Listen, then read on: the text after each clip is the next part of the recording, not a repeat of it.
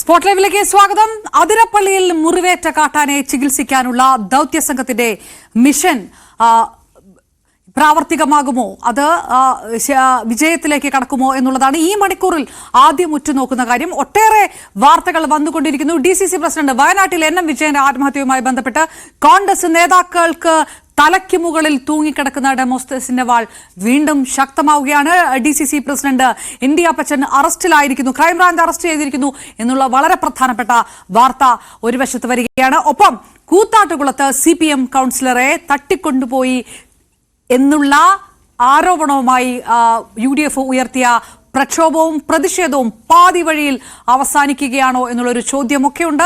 ഞങ്ങളുടെ പ്രതിനിധികളും ചേരും വിവരങ്ങളുമായി. സ്പോട്ട് ലൈവിലേക്ക് വിശദമായി സ്വാഗതം. ആദ്യം കടക്കുന്നത് തൃശൂർ അതിരപ്പള്ളിയിൽ മസ്തകത്തിൽ മുറിവേറ്റ കാട്ടാനെ കണ്ടെത്താനുള്ള തീവ്ര ശ്രമം നടത്തുകയാണ്. വളരെ ആശയക്കുഴപ്പമുള്ള ഒരു ഭൂപ്രകൃതിയാണ് അവിടെ ഉള്ളത്. അതുകൊണ്ട് തന്നെ ഈ ആനയെ ലൊക്കേറ്റ് ചെയ്യുക കൃത്യമായിട്ട് എന്നുള്ളത് കഴിഞ്ഞ മണിക്കൂറുകളായി തന്നെ വലിയ ബുദ്ധിമുട്ടിലാണ് ദൗത്യ സംഘം ഇതുമായി ബന്ധപ്പെട്ട്. ആന ഇപ്പോൾ ഇതാ വനത്തിനുള്ളിലേക്ക് കടന്നു എന്നുള്ള ഒരു വിവരം കൂടി വരുമ്പോൾ അത് ദൗത്യ സംഘത്തിനെ സംബന്ധിച്ചോളം തടസ്സമായി നിൽക്കുന്നു. നേരത്തെ തന്നെ ആനയെ കണ്ടെത്താൻ 2 സംഘങ്ങളായിട്ട് തിരിഞ്ഞായിരുന്നു തെരച്ചിൽ നടത്തുന്നത്. ഏത് തരത്തിലാണ് DFO അടക്കമുള്ളവരുടെ പ്രതികരണങ്ങൾ, എത്രത്തോളം പോസിബിലിറ്റിയാണ് പ്രതീക്ഷിക്കുന്നത് എന്നുള്ളത് ആദ്യം കേൾക്കാം. ഇല്ല, ഇന്നത്തേത് നമ്മൾ ആനയെ സൈറ്റ് ചെയ്തു. ആനയെ ഒന്ന് ഓടിച്ചൊന്ന് കയറ്റി ഒരു കംഫർട്ടബിൾ സ്ഥലം നോക്കി ഡാർട്ട് ചെയ്യാനായിരുന്നു ഉദ്ദേശം. പക്ഷെ അപ്പോഴത്തേക്ക് ആന മുകളിലേക്ക് റിസർവിലേക്ക് പോയിരിക്കുകയാണ്, കാട്ടിലേക്ക് കയറിപ്പോയി. ഇപ്പൊ സൈറ്റിംഗ് നമ്മുടെ മിസ്സായി. വാച്ചസിനെ നോക്കുന്നുണ്ട്. അത് കംഫർട്ടബിൾ ആയിട്ട് കുറച്ച് താഴെ ഇറങ്ങി വരാൻ ശ്രമിച്ചിട്ടുണ്ടായിരുന്നു. പിന്നെ ആൾക്കാരുടെ പ്രസൻസ് കണ്ടപ്പോൾ മേളിൽ കയറി പോയതാ. അല്ല, ഫുഡൊക്കെ കഴിച്ചിട്ട് ഇനി വീണ്ടും അപ്പോഴത്തേക്ക് ആന ചിലപ്പോൾ തിരിച്ച് ഇറങ്ങി പുഴയുടെ സൈഡിലേക്ക് വരാൻ സാധ്യതയുണ്ടെന്ന് കണക്ക് കൂട്ടുന്നു. പിന്നെ ഇനി ഒരു 4 മണി വരെ കാണുള്ളൂ. കാരണം പിന്നെ ലൈറ്റിംഗിന്റെ ഒക്കെ ഒരു ഇഷ്യൂ ഉള്ള കാരണം നമ്മൾ വൈകുന്നേരത്തിലേക്ക് പോകത്തില്ല. നല്ല തിക്കായിട്ടുള്ള ഫോറസ്റ്റ് ആണ്, അപ്പോൾ ഡാർട്ടിങ് ബുദ്ധിമുട്ടാണ്. ഇപ്പൊ ഈ നല്ല സ്ഥലമായിരുന്നു ഈ റബ്ബറിന്റെ ഇടയിൽ, പക്ഷെ അപ്പോഴത്തേക്ക് ആന പെട്ടെന്ന് ഓടിപ്പോയി. ഇല്ലില്ല, വയലന്റ് ഒന്നുമല്ല. ഇപ്പൊ അത് കയറിപ്പോയത് ഏകദേശം എനിക്ക് തോന്നുന്നു ഒരു 1/2 കിലോമീറ്റർ ഉള്ളിലേക്ക് കയറി പോയിട്ടുണ്ട്. ഇപ്പൊ സൈറ്റ് ചെയ്യാനായിട്ട് സാധിച്ചിട്ടില്ല. ഷൂട്ട് ചെയ്തിട്ടില്ല. അതിനെ നമ്മൾ മറ്റേ 12 ബോർ പമ്പ് ആക്ഷൻ ഗണ്ണിന്റെ ഫയറിംഗ് ആണ് നിങ്ങൾ കേട്ടത്, അല്ലാതെ ഷൂട്ട് ചെയ്തിട്ടില്ല. CV അനുമോദ് ചേരുന്നു. അനുമോദ്, ഇതെങ്ങനെയാണ് ആനയെ ലൊക്കേറ്റ് ചെയ്യാൻ കഴിയുക? അതിനുശേഷം മയക്കുവെടി വെക്കുക, പിന്നീട് ചികിത്സയെക്കുറിച്ച് ആലോചിക്കുക, സമ്മർദ്ദമില്ലാതെ ആനയെ പിന്നെ കാട്ടിലേക്ക് കടത്തിവിടുക, അങ്ങനെ ഇതൊരു ഘട്ടം ഘട്ടമായിട്ടുള്ള ഒരു പ്ലാനിൽ ഇറങ്ങിയ മിഷനാണ്. പക്ഷേ ആനയെ ലൊക്കേറ്റ് ചെയ്യുക എന്നുള്ളതിലടക്കം മണിക്കൂറുകളായിട്ട് ദൗത്യസംഘം അവിടെ തടഞ്ഞു നിൽക്കുന്നു എന്നുള്ളൊരു വിവരമാണോ വരുന്നത്? നേരത്തെ മയക്കുവെടി വെച്ചു എന്ന് വരുന്നു, മയക്കുവെടി വെച്ചിട്ടില്ല എന്ന് DFO വ്യക്തമാക്കുകയും ചെയ്യുന്നു. ലൊക്കേറ്റ് ചെയ്യാനുള്ള സാധ്യതകൾ അടഞ്ഞു എന്ന് ദൗത്യസംഘം കരുതുന്നുണ്ടോ?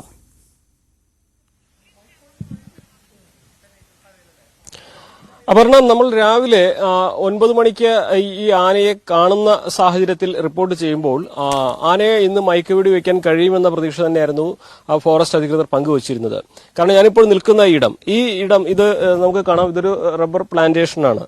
നേരത്തെ നമ്മൾ നിന്നിരുന്ന ചാലക്കുടി പുഴയുടെ മുകൾ വശത്തായിട്ടുള്ള ഭാഗത്താണ് ഞാനിപ്പോൾ നിൽക്കുന്നത്. നമ്മൾ നേരത്തെ രാവിലെ ആനയെ കണ്ടത് പുഴയുടെ മറുവശത്തായിരുന്നു. ഇപ്പോൾ നമ്മൾ ഈ കരയാണ് നിൽക്കുന്നത്. ഇവിടെ ഇതുവഴിയാണ് ആന ഉൾക്കാട്ടിലേക്ക് കയറി പോയിട്ടുള്ളത്.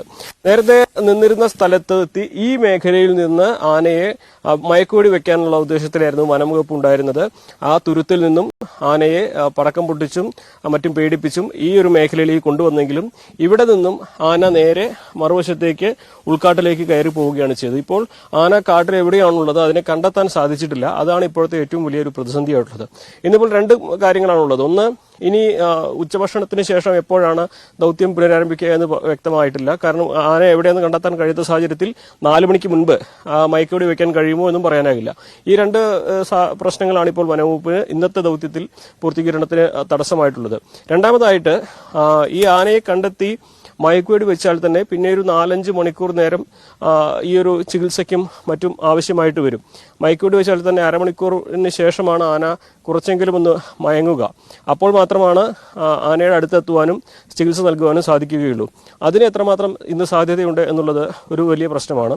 രണ്ടാമതായിട്ട്, കുങ്കിയാനകളെ കൊണ്ടുവരണമെന്നൊരു ആവശ്യം ഉയരുന്നുണ്ട്. കാരണം ഈ മയക്കുവെടി വെച്ചാൽ തന്നെ ആനയെ കുങ്കിയാനകളുടെ സഹായമില്ലാതെ തടഞ്ഞു നിർത്താൻ കഴിയില്ല എന്നൊരു അഭിപ്രായം ഒരു വിഭാഗം ഉദ്യോഗസ്ഥരും വിദഗ്ധരും പങ്കുവെക്കുന്നുണ്ട്. അങ്ങനെ ഈ കുങ്കിയാനകളെ കൊണ്ട് ആനയെ തടഞ്ഞു നിർത്തി അതിനെ ചികിത്സ പൂർത്തീകരിക്കുക എന്നുള്ളതാണ് രണ്ടാമതായിട്ടുള്ള പദ്ധതി. പക്ഷേ കുങ്കിയാന ആനയെ കൊണ്ടുവരുന്ന കാര്യത്തിൽ ഇതുവരെയും തീരുമാനമായിട്ടില്ല. അത് സാഹചര്യം അനുസരിച്ച് തീരുമാനിക്കുമെന്നാണ് നേരത്തെ DFO പറഞ്ഞത്. ഇത് ആനയുടെ മുറിവ് അത് നേരത്തെ കൊമ്പ് കൊണ്ടാണ്, അല്ലെങ്കിൽ ആനകൾ തമ്മിലുള്ള പരസ്പരം ആക്രമിച്ചപ്പോൾ കൊമ്പ് തട്ടിയാണ് ഈ മുറിവായിട്ടുള്ളത് എന്നൊരു നിഗമനമാണ് വനംവകുപ്പിനും അതേപോലെ ഡോക്ടർമാർക്കും ഒക്കെ ഉള്ളത്. അതിൻ്റെ മുറിവിൻ്റെ ആഴം, അതിൻ്റെ ഇപ്പോഴത്തെ സ്ഥിതി, ഇതൊക്കെ ആനയെ അടുത്ത് കൂടുതൽ നിരീക്ഷിച്ചാൽ മാത്രമേ മനസ്സിലാക്കാൻ സാധിക്കുകയുള്ളൂ. അപ്പോൾ മുറിവിൻ്റെ ഒരു എത്രമാത്രം പഴുപ്പുണ്ട് എന്നുള്ളതൊക്കെ കണ്ടെത്താൻ ഇനിയും സമയമെടുക്കും. ഇതിൽ മറ്റൊരു കണ്ടെത്തൽ ഇന്ന് വനംവകുപ്പിൻ്റെ ഭാഗത്തുണ്ടുള്ളത്, ആന വല്ലാത്ത അവശനിലയിലായിരുന്നു എന്നായിരുന്നു ആദ്യ റിപ്പോർട്ട്. പക്ഷേ ആനയുടെ ആരോഗ്യത്തിന് കുഴപ്പമില്ല.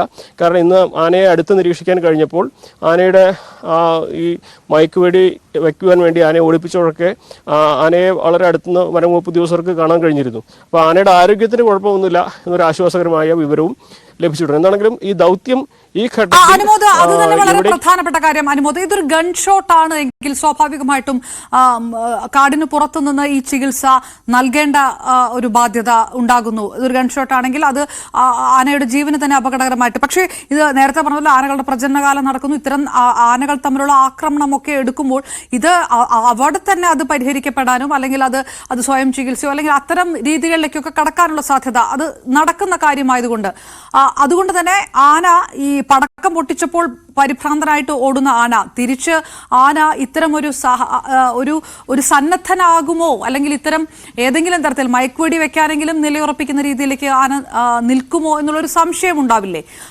അതായത് ഈ ചികിത്സ കൂടിയേ തീരൂ ആനയ്ക്ക് എന്നൊരു തീരുമാനത്തിൽ തന്നെയാണോ ദൗത്യസംഘം?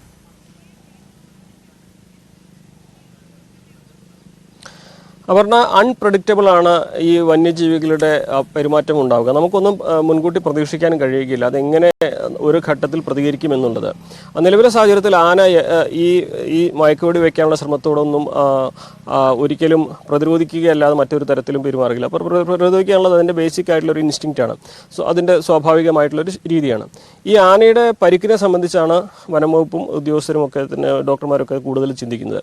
പഴുപ്പുണ്ട്, മാത്രമല്ല അത് കുറേ ദിവസങ്ങളായിട്ടുള്ള ഒരു പരിക്കുമാണ്.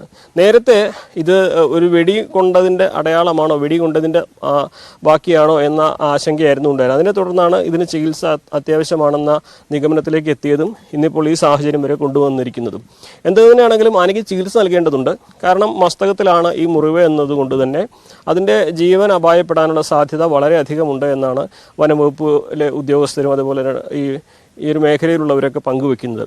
അപ്പോൾ ഇതിന് ചികിത്സ നൽകാനുള്ള എല്ലാ സംവിധാനങ്ങളും എല്ലാ സാഹചര്യങ്ങളും ഉപയോഗപ്പെടുത്തും, അതിനുള്ള ശ്രമങ്ങളും നടത്തും. അതിലൊരു വിട്ടുവീഴ്ചയും ഉണ്ടാകുകയില്ല. ഇന്നത്തെ ഒരു ദൗത്യം ഇന്ന് ഒന്നാം ദിവസം മാത്രമാണ്. സ്വാഭാവികമായിട്ടും നമുക്കറിയാം ഈ ആനകളുമായി ബന്ധപ്പെട്ട പല മിഷനുകളും 2-3 ദിവസം എടുത്തിട്ടാണ് വനംവകുപ്പിന് പൂർത്തിയാക്കാൻ കഴിയുന്നത്. ഇവിടുത്തെ പ്രധാന വെല്ലുവിളി ഇവിടുത്തെ ടെറൈൻ കൂടിയുണ്ട്. ടെറൈൻ ഒരിക്കലും ഞാനീ നിൽക്കുന്ന ഇടം മാത്രമാണ് ഇതിന് അനുകൂലമായിട്ടുള്ള സാഹചര്യമുള്ള ഒരു സ്ഥലം. ഇതിനപ്പുറത്ത് ഉൾവനമാണ്, അതേപോലെ മറുവശത്ത് പുഴയാണ്, ചാലക്കുടി പുഴയാണ്.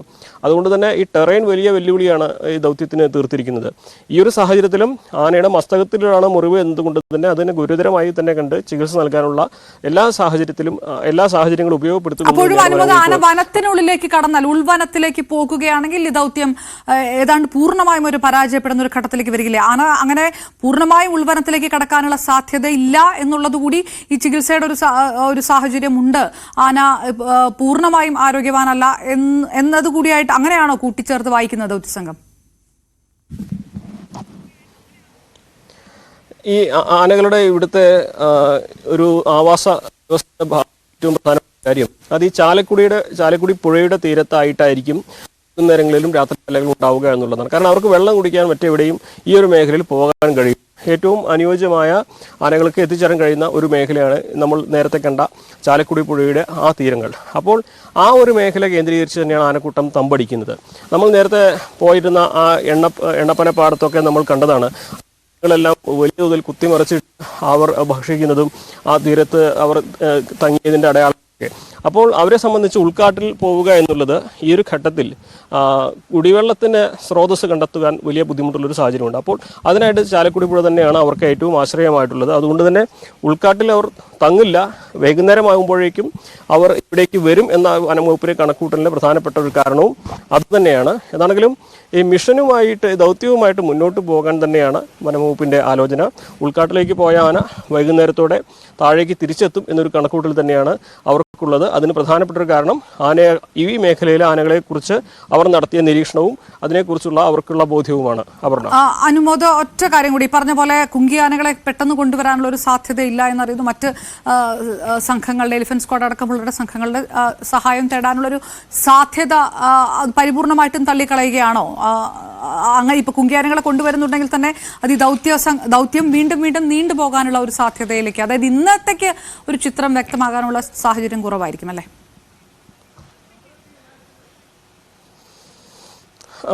ഇന്ന് 4 മണി വരെ മാത്രമാണ് ദൗത്യം ഉണ്ടാവുക. ഇപ്പോൾ തന്നെ 2 മണി കഴിഞ്ഞിട്ടുണ്ട്. ഉദ്യോഗസ്ഥരൊന്നും തിരിച്ച് നേരത്തെ ഉണ്ടായിരുന്ന സ്ഥലത്തേക്ക് പോയിട്ടില്ല. അതായത് ആനയെ ഇതുവരെ നിരീക്ഷിച്ച് എവിടെയാണെന്ന് കണ്ടെത്താൻ കഴിഞ്ഞിട്ടില്ല എന്ന് തന്നെയാണ് അതിൻ്റെ അർത്ഥം.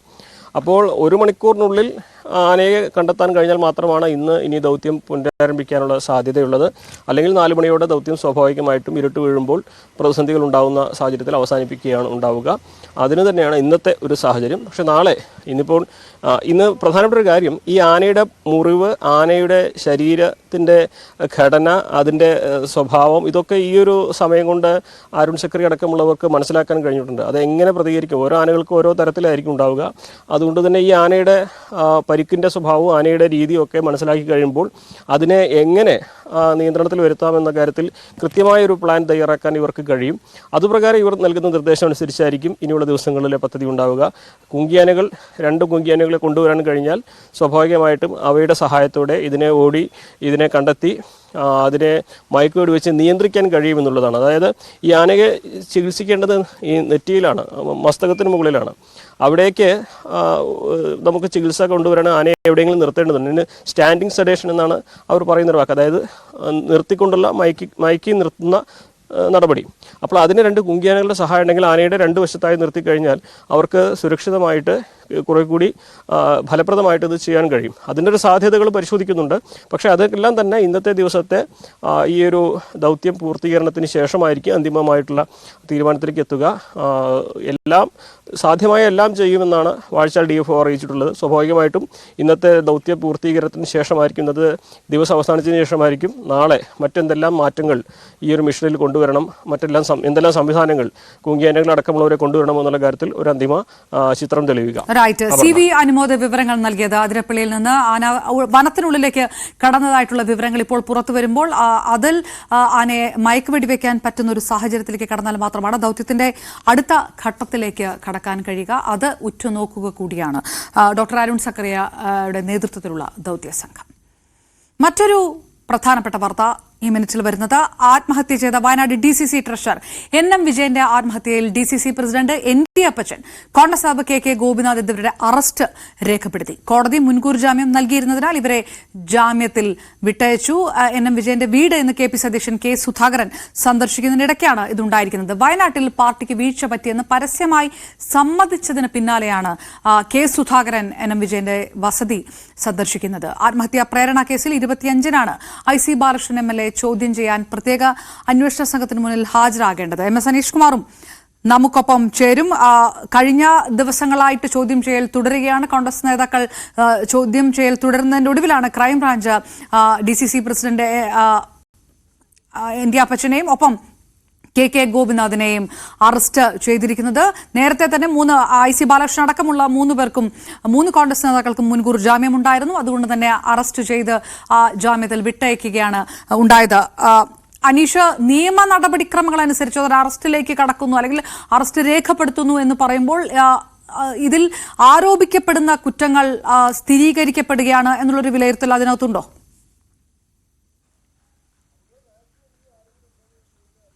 ആത്മഹത്യാ പ്രേരണ കുറ്റമാണ് ഇപ്പോൾ അറസ്റ്റ് രേഖപ്പെടുത്തിയ 2 പ്രതികൾക്കെതിരെയും ചുമത്തിയിരിക്കുന്നത്. പക്ഷേ അവർക്ക് നേരത്തെ തന്നെ സെഷൻസ് കോടതി ജാമ്യം അനുവദിച്ചിരുന്നു. 3 ദിവസത്തേക്ക് പ്രതികളെ ചോദ്യം ചെയ്യാമെന്ന് ഉത്തരവിൽ വ്യക്തമാക്കിയിരുന്നു. ഇതിന്റെ അടിസ്ഥാനത്തിലാണ് കഴിഞ്ഞ 3 ദിവസങ്ങളായി 2 പ്രതികളെയും ചോദ്യം ചെയ്ത് ഇതിനൊടുവിലാണ് ഇന്ന് അവരെ അറസ്റ്റ് രേഖപ്പെടുത്തുകയും കോടതിയുടെ നിർദ്ദേശപ്രകാരം ജാമ്യത്തിൽ വിടുകയും ചെയ്തിരിക്കുന്നത്. എന്തായാലും കേസിലെ നിർണായകമായ വിവരങ്ങൾ ഈ ചോദ്യം ചെയ്യലിലൂടെ ലഭിച്ചു എന്നാണ് ക്രൈംബ്രാഞ്ച് വ്യക്തമാക്കുന്നത്. ഇതിൽ ഏറ്റവും പ്രധാനം ഈ ആത്മഹത്യാക്കുറിപ്പുമായി ബന്ധപ്പെട്ട ഒരു വ്യക്തത. ഈ ആത്മഹത്യാക്കുറിപ്പ് NM വിജയന്റെ കൈപ്പട തന്നെയാണോ എന്നുള്ള പരിശോധനയാണ് നടത്തിയിരിക്കുന്നത്. അതിൽ അദ്ദേഹത്തിന്റെ ഈ ആത്മഹത്യാക്കുറിപ്പിലുള്ള കൈയക്ഷരവും ഒപ്പം ഈ DCCയിലെ മിനിറ്റ്സും മറ്റ് പാർട്ടിയുടെ രേഖകളും മറ്റുമൊക്കെ പരിശോധിച്ച് ആ രേഖകളിലെ NM വിജയന്റെ കൈയക്ഷരവും ഈ ആത്മഹത്യാക്കുറിപ്പിലെ കൈയക്ഷരവും ഒന്ന് തന്നെയാണോ എന്ന് വിലയിരുത്തിയിട്ടുണ്ട്. അത് ഏതാണ്ട് ഒരേ കൈയക്ഷരം തന്നെയാണ് എന്നൊരു വിലയിരുത്തലാണ് ക്രൈംബ്രാഞ്ച് സംഘം എത്തിയിരിക്കുന്നത്. ഒപ്പം ഈ ഗോപിനാഥന്റെ വീട്ടിൽ പരിശോധനകൾ നടത്തി ബാങ്കിന്റെ ഇടപാടുകളുമായി ബന്ധപ്പെട്ട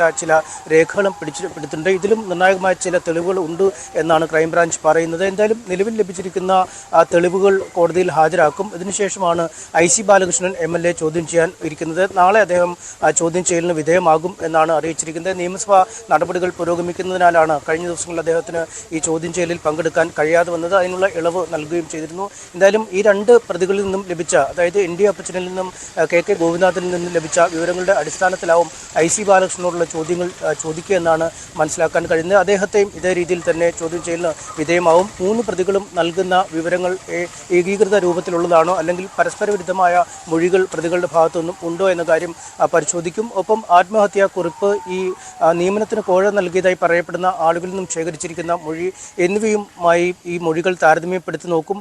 പുറത്ത് നേരത്തെ വന്നിരുന്ന കരാർ രേഖകൾ അടക്കമുള്ളവയുമായും ഈ മൊഴികൾ ഒത്തുനോക്കുകയും ചെയ്യും. അതിനുശേഷം ഒരുപക്ഷെ ജാമ്യം റദ്ദാക്കുന്ന അടക്കമുള്ള നടപടിക്രമങ്ങളിലേക്ക് കടക്കാൻ ഹൈക്കോടതിയോ അല്ലെങ്കിൽ ഉപരികോടതികളെ സമീപിക്കാനുള്ള ഒരു നീക്കം അന്വേഷണ സംഘത്തിന്റെ ഭാഗത്തുനിന്നും ഉണ്ടാവുക. എന്തായാലും പ്രാഥമിക ഘട്ടത്തിൽ പ്രതികൾ അന്വേഷണവുമായി സഹകരിക്കണം, സാക്ഷികളെ സ്വാധീനിക്കാൻ ശ്രമിക്കരുത് തുടങ്ങിയ ഉപാധികളാണ് കോടതി വെച്ചിരിക്കുന്നത്. അതിന്റെ ആനുപാതികമായി അനുസൃതമാക്കിയുള്ള ഒരു ചോദ്യം ചെയ്യൽ നടപടികളാണ് കഴിഞ്ഞ 3 ദിവസങ്ങളായി നടന്നിരുന്നത്. എന്തൊക്കെ വിവരങ്ങൾ പ്രതികൾ പോലീസിനോട് പറഞ്ഞിരിക്കുന്നു, പ്രതികളുടെ മൊഴികൾ തമ്മിലുള്ള പരസ്പര വിരുദ്ധത ഉണ്ടോ, ഇക്കാര്യങ്ങളൊക്കെ ഈ അന്വേഷണ സംഘം ഇനി വരുന്ന ദിവസങ്ങളിൽ പരിശോധിക്കും. അതോടൊപ്പം തന്നെ കുടുംബത്തിന്റെ ഒരു നിലപാട് കൂടി ഈ തരത്തിൽ കുടുംബവുമായിട്ട് കൂടുതൽ സമവായത്തിലെത്തിക്കൊണ്ട് ചർച്ച നടത്തിക്കൊണ്ട് പരിഹാരമുണ്ടാക്കിക്കൊണ്ട് അതിൽ ഒരു അനുകൂല നിലപാടുണ്ടാക്കാൻ കോൺഗ്രസിന് കഴിഞ്ഞിരിക്കുന്നു. കുടുംബം കൂടുതൽ പ്രതികരണങ്ങളിലേക്ക് കടക്കാത്തൊരു അവസ്ഥയിലും. പക്ഷേ ഈ അന്വേഷണം ഒരു വശത്ത് നടക്കട്ടെ, അത് മുന്നോട്ട് പോകട്ടെ എന്ന് കുടുംബം പറഞ്ഞൊരു സാഹചര്യം ഉണ്ടായിരുന്നു. ഈ ആത്മഹത്യാ പ്രേരണ കേസുമായി ബന്ധപ്പെട്ട് അറസ്റ്റ് തന്നെ രേഖപ്പെടുത്തിയ ഒരു സാഹചര്യത്തിൽ കുടുംബം ആ നിലപാടിൽ തന്നെ കോൺഗ്രസിന്റെ പ്രധാനപ്പെട്ട നേതാക്കളുമായിട്ടും ഈ സമവായ നിലപാടിൽ തന്നെ പോകാം, അതിൽ തുടർന്നു പോകാനാണോ സാധ്യത?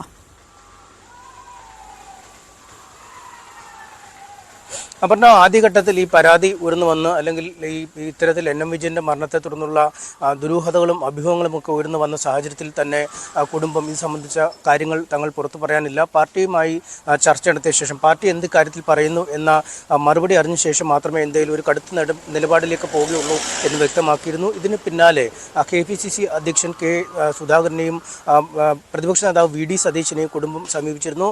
പക്ഷേ 2 പേരുടെ ഭാഗത്തുനിന്നും ഒരു അനുകൂലമായ തീരുമാനം അല്ലെങ്കിൽ അനുകൂലമായ മനോഭാവം ആയിരുന്നില്ല ഉണ്ടായിരുന്നത്. ഒപ്പം ജില്ലാ കോൺഗ്രസ് കമ്മിറ്റിയിലെ പല ആളുകളും ജില്ലയിലെ പ്രധാന നേതാക്കളടക്കം ഈ NM വിജയനെ തള്ളിപ്പറയുന്ന ഒരു സാഹചര്യം ഉണ്ടായി. അദ്ദേഹമാണ് ഈ പണം വാങ്ങിയത്, അദ്ദേഹം പണം ദൂർത്തടിച്ച് ജീവിച്ചതുകൊണ്ടുണ്ടായ ബാധ്യതകളാണ്, അതിൽ പാർട്ടി എങ്ങനെ ഉത്തരവാദിയാകും, പാർട്ടിക്ക് എന്ത് ബാധ്യത ഇക്കാര്യത്തിൽ എന്ന ചോദ്യമാണ് അവരുടെ ഭാഗത്തുനിന്നും ഉണ്ടായത്. എന്തായാലും ഒരാഴ്ച കാത്തു നിന്ന ശേഷം കുടുംബം പിന്നീട് മാധ്യമങ്ങളെ കാണുകയും അവർക്ക് പറയാനുള്ള ഭാഗം വിശദീകരിക്കുകയും ചെയ്തു. ആത്മഹത്യാ കുറിപ്പടക്കം പുറത്തുവിടുകയും ചെയ്തു. ഒരു തരത്തിലും വ്യക്തിപരമായി ദൂർത്തടിക്കുന്ന ജീവിതം നടത്തുന്ന ആളല്ല വിജയൻ. ഒപ്പം കുടുംബത്തിലും അതിൻ്റെ അത്യാർഭാടപരമായ ജീവിതം നയിക്കുന്നതിൻ്റെ യാതൊരു ലക്ഷണങ്ങളുമില്ല. അതുകൊണ്ട് ഈ നിയമനവുമായി ബന്ധപ്പെട്ട ആളുകളിൽ നിന്ന് സമാഹരിച്ച പണം എവിടേക്ക് പോയി എന്നതിൻ്റെ ചോദ്യത്തിൻ്റെ ഉത്തരം കോൺഗ്രസ് ജില്ലാ ഘടകം തന്നെയാണ് നൽകേണ്ടതെന്ന നിലപാടിലാണ് കുടുംബം എത്തിയത്. എന്തായാലും കുടുംബം നിലപാട് കടുപ്പിച്ചപ്പോഴേക്കും കോൺഗ്രസ് അപകടം മണത്തു. വലിയ പരുക്ക് അവർക്ക് കേൾക്കുമെന്ന് മനസ്സിലായി. കാരണം കരുവന്നൂർ ബാങ്ക് തട്ടിപ്പടക്കമുള്ള വിഷയങ്ങളിൽ വലിയ പ്രതിരോധം തീർത്തതാണ് കോൺഗ്രസ്. അതുകൊണ്ട് തന്നെ ഈ വിഷയത്തിൽ കൂടുതൽ കൂടുതൽ വെളിപ്പെടുത്തലുകൾ കുടുംബം നടത്തിയാൽ അത് വല്ലാത്ത രീതിയിൽ പാർട്ടിയെ ബാധിക്കുമെന്നവർ മനസ്സിലാക്കുകയും ചെയ്തു. ഉടൻ തന്നെ KPCC അധ്യക്ഷൻ ഈ വിഷയം അന്വേഷിക്കാനായി ഒരു അന്വേഷണ സമിതിയെ നിയോഗിച്ചു. തിരുവഞ്ചൂർ രാധാകൃഷ്ണൻ അധ്യക്ഷനായ സമിതി പിറ്റേ ദിവസം തന്നെ വയനാട്ടിലെത്തി ഈ കുടുംബവുമായി ആശയവിനിമയം നടത്തി. അതിനുശേഷം ഈ NM വിജയന്റെ ബാധ്യതകൾ പൂർണ്ണമായി പാർട്ടി ഏറ്റെടുക്കും, കുടുംബത്തിനൊപ്പം എല്ലാ കാലത്തും പാർട്ടി ഉണ്ടാകുമെന്ന് അറിയിക്കുകയും ചെയ്തു. ഇതോടുകൂടിയാണ് ആദ്യത്തെ ആ കടുത്ത നിലപാടിൽ നിന്നും കുടുംബം പിന്നീട് പിന്നോട്ട് പോവുകയും പാർട്ടിയെ പൂർണ്ണമായും വിശ്വാസത്തിലെടുത്ത് മുന്നോട്ട് പോകുന്ന ഒരു നിലപാടാണ് തങ്ങളെ ഇനി സ്വീകരിക്കുകയെന്നും അറിയിച്ചു. മറിച്ചുള്ള അഭിപ്രായങ്ങൾ ഇല്ല, പക്ഷേ അന്വേഷണം ആ വഴിക്ക് തന്നെ പോകട്ടെ എന്ന നിലപാട് അവർ സ്വീകരിക്കുകയും ചെയ്തിരുന്നു. അങ്ങനെ VD സതീശനും പിന്നീട് ആ കുടുംബത്തിലെത്തി. VD സതീശനുമായി ആദ്യ ചില അസ്വാരസ്യങ്ങൾ ഈ കുടുംബത്തിനുണ്ടായി. പ്രത്യേകിച്ചും BJPയുടെയും കോൺഗ്രസിന്റെയും CPMന്റെയും ഒക്കെ സമ്മർദ്ദത്തിന് വഴങ്ങിയാണ് ഇത്തരത്തിൽ കത്തുമായി തന്നെ കാണാൻ എത്തിയതെന്ന രീതിയിലുള്ള ചില വിവരങ്ങളൊക്കെ അല്ലെങ്കിൽ ചില വാക്കുകളൊക്കെ VD സതീശനും ഉണ്ടായിരുന്നു. പക്ഷേ ആ പിണക്കവും പിന്നീട് ഇല്ലാതായി. ആ കുടുംബത്തിൽ പോയി മകനുമായും മരുമകളുമായും ഒക്കെ VD സതീശൻ സംസാരിച്ചു. അതിനുശേഷം നേരത്തെ കോൺഗ്രസ് നേതാക്കൾ പറഞ്ഞ ആ നിലപാട് തന്നെയാണ്, എല്ലാ സമയത്തും കുടുംബത്തിനോടൊപ്പം പാർട്ടി ഉണ്ടാകുമെന്ന നിലപാട് തന്നെ അവർ കുടുംബാംഗങ്ങളെ അറിയിക്കുകയും ചെയ്തു. എന്തായാലും അതോടുകൂടി ആ വിവാദം തണുത്തു. ഇന്നിപ്പോൾ അല്പസമയത്തിനകം KPCC അധ്യക്ഷൻ K സുധാകരനും വീട്ടിലെത്തി കുടുംബത്തെ സന്ദർശിക്കും. ഈ വിഷയത്തിൽ പാർട്ടിക്ക് വീഴ്ച പറ്റിയതായുള്ള ഒരു സമ്മതം, അത്തരത്തിലൊരു സമ്മതം അദ്ദേഹത്തിൻ്റെ ഭാഗത്തുനിന്നും ഉണ്ടാവുകയും ചെയ്തു. അതിൻ്റെ തുടർച്ചയായി വേണം ഈ വിഷയത്തെ നമുക്ക് സമീപിക്കാൻ. എന്തായാലും പാർട്ടി പൂർണ്ണമായും ഇപ്പോൾ കുടുംബത്തോടൊപ്പമാണ്. കുടുംബം പാർട്ടിയെ തള്ളിപ്പറഞ്ഞ് എത്തുന്ന ഒരു സാഹചര്യം നിലവിലില്ല. ഒരു വശത്ത് പാർട്ടി അതിൻ്റെ ഔദ്യോഗിക സംവിധാനങ്ങളുമായി ബന്ധപ്പെട്ട് കുടുംബത്തെ അനുനയിപ്പിക്കുക, അവരുടെ സാമ്പത്തിക പരാധീനതകൾ പരിഹരിക്കുക എന്നീ കാര്യങ്ങളുമായി മുന്നോട്ട് പോകുമ്പോൾ, മറുവശത്താണ് നിയമന തട്ടിപ്പടക്കമുള്ള വിഷയങ്ങളിൽ IC ബാലകൃഷ്ണൻ MLA അടക്കം പ്രതിക്കൂട്ടിലാക്കി ഒരു അന്വേഷണം പുരോഗതിയിലേക്ക് നീങ്ങുന്നത്. അപർണ, അതോടൊപ്പം തന്നെ CPM ഇതേത് തരത്തിൽ രാഷ്ട്രീയ പ്രതിരോധം അവസാനിപ്പിക്കേണ്ടതില്ല, പ്രത്യേകിച്ച് കുടുംബം ഏത് നിലപാടെടുത്താലും അന്വേഷണം മുന്നോട്ട് കൊണ്ടുപോകുമ്പോൾ, പ്രത്യേകിച്ച് IC ബാലകൃഷ്ണൻ MLA ചോദ്യം ചെയ്യലിന് ഹാജരാകുന്നവരെയെങ്കിലും അതിൽ ഏത് തരത്തിലേക്കാണ് കാര്യങ്ങൾ നീങ്ങുന്നത്, K സുധാകരനിലേക്ക് കാര്യങ്ങൾ എങ്ങനെയാണ് നീങ്ങുന്നത് എന്നുകൂടി ഉറ്റുനോക്കുകയാണോ CPM?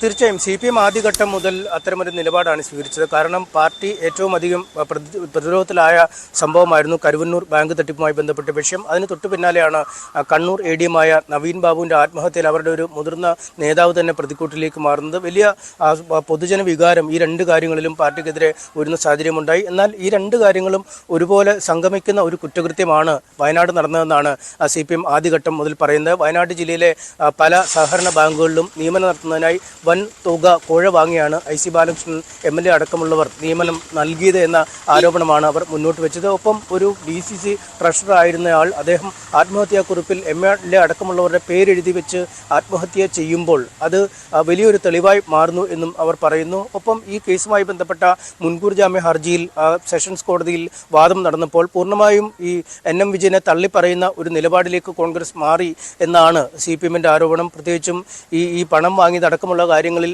തങ്ങൾക്കൊരു അറിവുമില്ല, NM വിജയൻ സ്വന്തം നിലയിൽ ചെയ്ത കാര്യങ്ങൾക്ക് അദ്ദേഹം മാത്രമാണ് ഉത്തരവാദി എന്നടക്കമുള്ള കാര്യങ്ങളാണ് കോടതിയിൽ IC ബാലകൃഷ്ണൻ MLA അടക്കമുള്ളവർ വാദിച്ചത്. അതുകൊണ്ട് പൂർണ്ണമായും മരിച്ച ശേഷവും NM വിജയനെ തള്ളിപ്പറയുന്ന ഒരു നിലപാടാണ് കോൺഗ്രസ് സ്വീകരിക്കുന്നത്.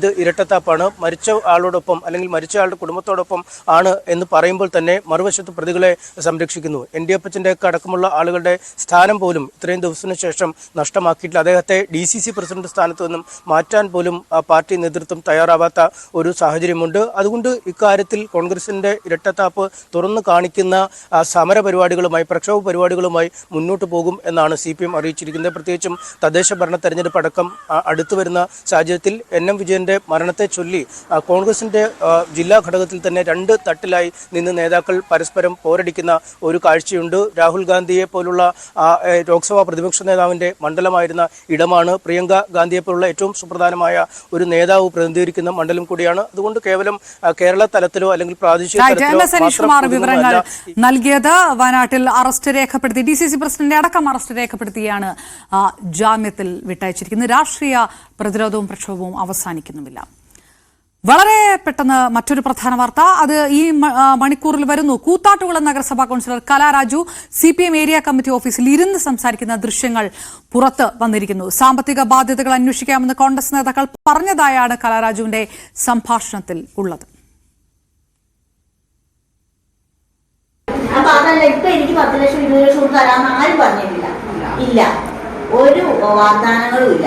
ഒരു വാഗ്ദാനവും ഇല്ലാതെ ചുമ്മാ അവരുടെ വണ്ടിയെ കയറി അവർ ബാങ്കിന്റെ എല്ലാം അതിന്റെ എല്ലാത്തിന്റെയും കൂടെ നിന്ന് നമുക്ക് എല്ലാം അന്വേഷിക്കാമെന്നുള്ള ഒരു വാഗ്ദാനം.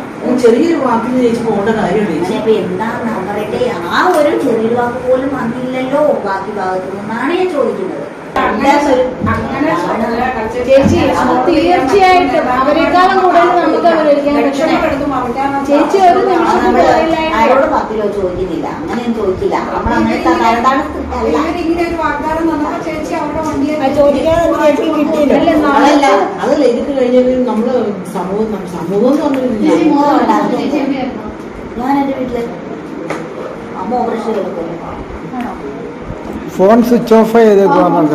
ഞാൻ മനഃപൂർവ്വം സ്വിച്ച് ഓഫ് ചെയ്താ. ഇതൊക്കെ ആൾക്കാർക്ക് സംശയത്തിനാ.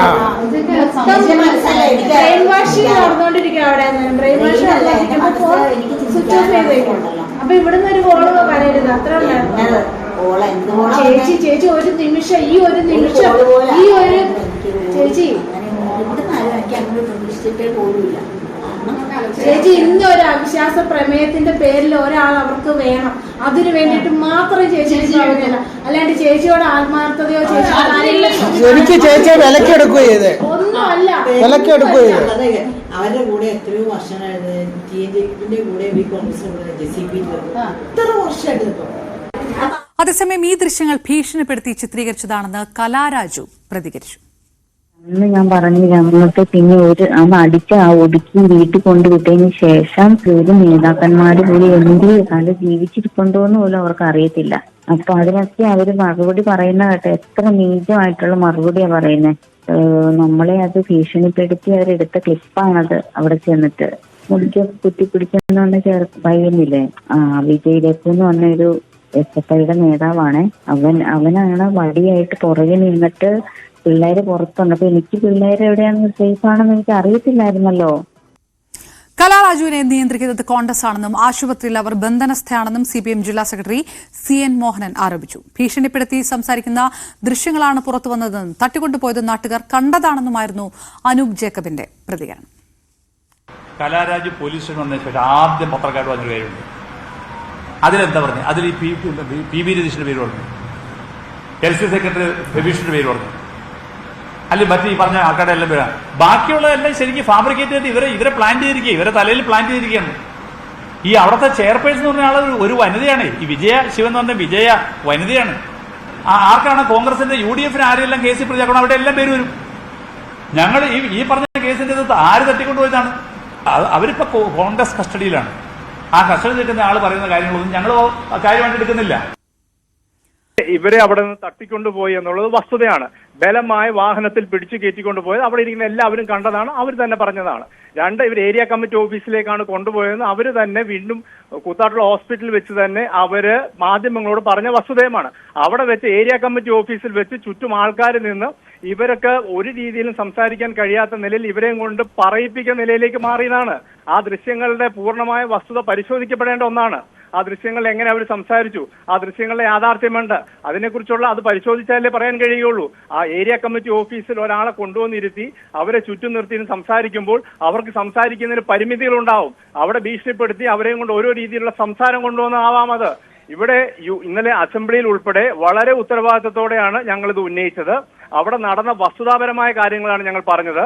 ഇവരെ ഏരിയ കമ്മിറ്റി ഓഫീസിൽ നിന്ന് ഇപ്പൊ പുറത്തു വന്നിരിക്കുന്ന ദൃശ്യങ്ങൾ അത് പരിശോധിക്കപ്പെടേണ്ട ദൃശ്യങ്ങളാണ്. ഒരു ഏരിയ കമ്മിറ്റി ഓഫീസിൽ ചുറ്റും മനുഷ്യർ നിന്ന് അവർക്ക് പറയുന്നതിന് പരിമിതികളുണ്ടാവും. ആ പരിമിതികളിൽ നിന്നുകൊണ്ട് ഭീഷണിപ്പെടുത്തി അവരോട് സംസാരിച്ചതാവാം. അതുകൊണ്ട് ആ ദൃശ്യങ്ങളുടെ വസ്തുതയും യാഥാർത്ഥ്യവും പൂർണ്ണമായും മനസ്സിലാക്കാതെ അതിനെക്കുറിച്ച് ഒരു വിലയിരുത്തലിലേക്ക് കടക്കരുത്.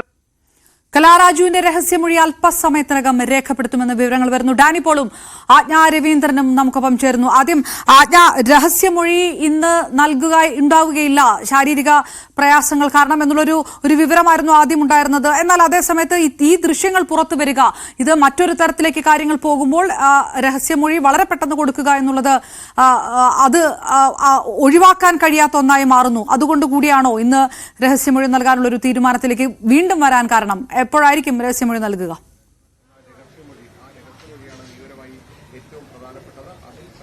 അപർണ, കഴിഞ്ഞ ദിവസങ്ങളിലായി തന്നെ ഈ പലതവണയായി രഹസ്യമൊഴി രേഖപ്പെടുത്തുന്നു എന്നുള്ള ഇൻഫർമേഷൻ ആയിരുന്നു നൽകിയിരുന്നത്. പക്ഷേ ആരോഗ്യ കാരണങ്ങൾ കൊണ്ട് കോടതിയിലെത്താൻ കഴിയുന്നില്ല. ഇവിടെ കോലഞ്ചേരി 1ാം ക്ലാസ് മജിസ്ട്രേറ്റ് കോടതിക്ക് മുൻപാകെയാണ് രഹസ്യമൊഴി രേഖപ്പെടുത്തേണ്ടത്.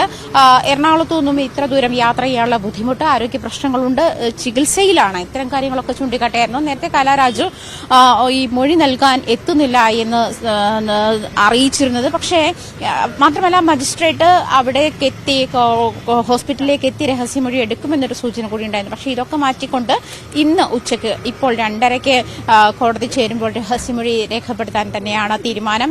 ഒരു പക്ഷേ കലാരാജുവിന്റെ ഈ രഹസ്യമൊഴിയുടെ അടിസ്ഥാനത്തിൽ കൂടുതൽ അറസ്റ്റുകൾ ഉണ്ടായേക്കാം, കൂടുതൽ വകുപ്പുകൾ ചുമത്തിയേക്കാം. കഴിഞ്ഞ ദിവസം 4 പേരെ ഇതുമായി ബന്ധപ്പെട്ട കോടതി റിമാൻഡ് ചെയ്തിട്ടുണ്ട്.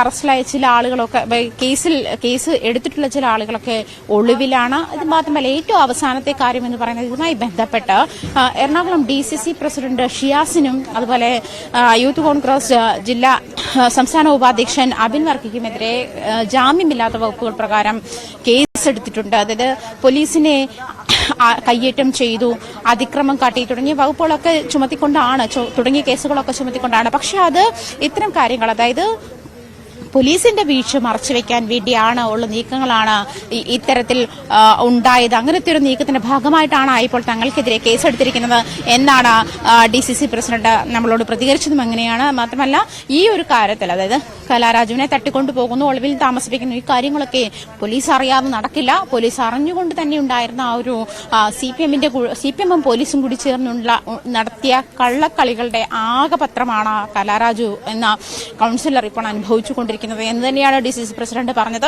മാത്രമല്ല, ഇപ്പോൾ 2:30 ആണ് കോടതി നടപടികൾ ആരംഭിക്കുക. 2:30 ഇപ്പോൾ കോടതിക്കകത്തേക്ക് കലാരാജു ഹാജരായിട്ടുണ്ട്. ഇപ്പോൾ മൊഴിയെടുപ്പ് നടന്നുകൊണ്ടിരിക്കുകയാണെന്നാണ് മനസ്സിലാക്കാൻ കഴിയുന്നത്.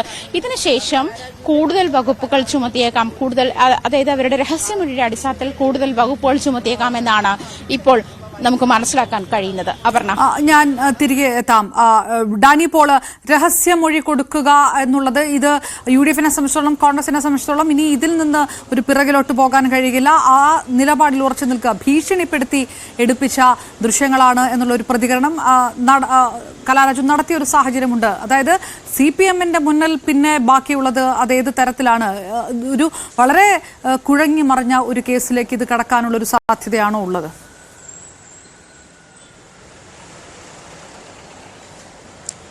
അപർണ, ഏതാണ്ട് ആ രീതിയിലേക്കാണ് കാര്യങ്ങൾ പോകുന്നത്. കുറെ സങ്കീർണതകളിൽ നിന്ന് സങ്കീർണതകളിലേക്ക് കാര്യങ്ങൾ നീങ്ങുന്നുണ്ട്. പ്രാദേശികമായി ഉണ്ടായിരുന്ന ഒരു വിഷയം, ഒരു പ്രദേശത്തെ നഗരസഭയിലെ അവിശ്വാസ പ്രമേയ ചർച്ചയാണ്. ഇത് സംസ്ഥാനമൊട്ടാകെ ചർച്ച ചെയ്യുന്ന രീതിയിലേക്ക്, നിയമസഭയിലടക്കം പ്രക്ഷുബ്ധമായ അവസ്ഥ സൃഷ്ടിക്കുന്ന രീതിയിലേക്ക് അടക്കം കാര്യങ്ങൾ മാറിയത്.